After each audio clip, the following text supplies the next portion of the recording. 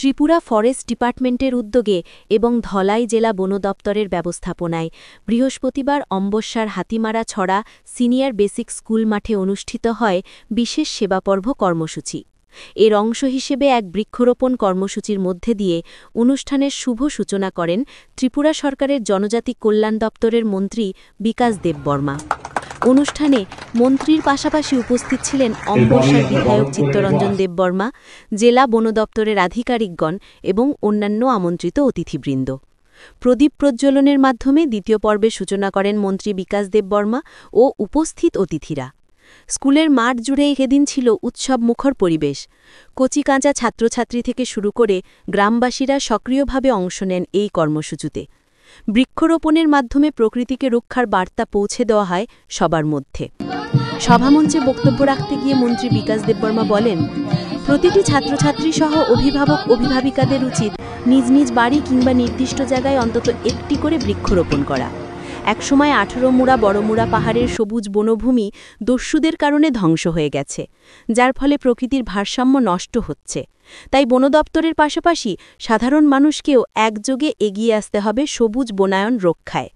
মন্ত্রী আরও জানান, প্রকৃতিকে রক্ষা করা মানেই আগামী প্রজন্মের জন্য নিরাপদ পরিবেশ নিশ্চিত করা। আর এই সচেতনতা তৈরি করার জন্যই সরকারের পক্ষ থেকে ধারাবাহিকভাবে এ ধরনের কর্মসূচি গ্রহণ করা হচ্ছে। গাছ তার জন্যই আমাদের লাগাতে হবে, গাছকে বাঁচিয়ে রাখতে হবে। আর যারা এই বন মাফিয়া রাত্রের বেলা গাছ গাড়ি কি গাড়ি কি এই আমবাসার তো গন্ডাসরের রাস্তা কি সুন্দর সুন্দর গাছ ছিল, এখন শুরু করেছে 18 মুড়া বড়মুড়া খতমের পরে এখন দলাই মধ্যে শুরু করেছে। প্রতিরোধ করতে হবে, আমাদের এগিয়ে আসতে হবে, সবাই মিলে এগিয়ে আসতে হবে।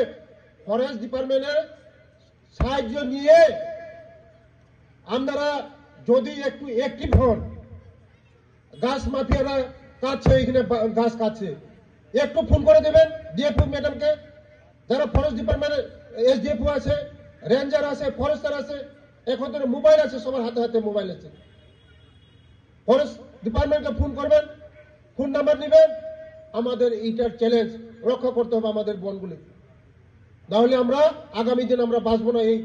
এই ত্রিপুরা রাজ্য হোক, সারা বিশ্বে আমরা বাঁচতে পারবো না।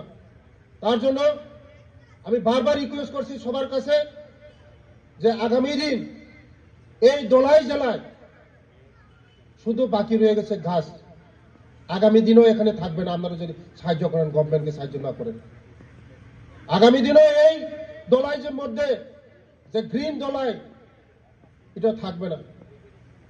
যতন ধানে কইলে যতন খাজা